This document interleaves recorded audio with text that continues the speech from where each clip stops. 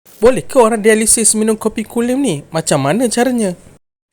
Okey, hari ni saya nak berkongsi sebab ramai tanya, kalau mereka yang ada dialisis, macam mana nak selesai nak minum air kopi kulim ni?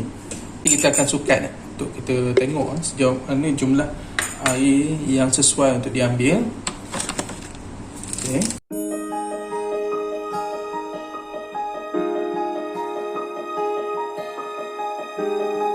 Okey. Mak tadi yang saya gunakan sekitar 200 ml. Okey, jadi jumlah sukatan ini seperti mana mak tadi tu, anda boleh guna ataupun kurangkan sedikit untuk mendapatkan jumlah. Disebabkan orang yang dialisis perlu kurang dari segi minum air, anda boleh kurangkan sedikit sehingga ke 160 ml yang paling minimum.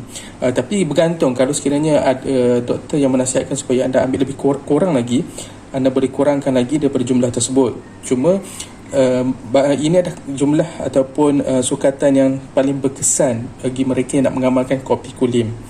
Okey, itu saja. Okey, selamat mencuba.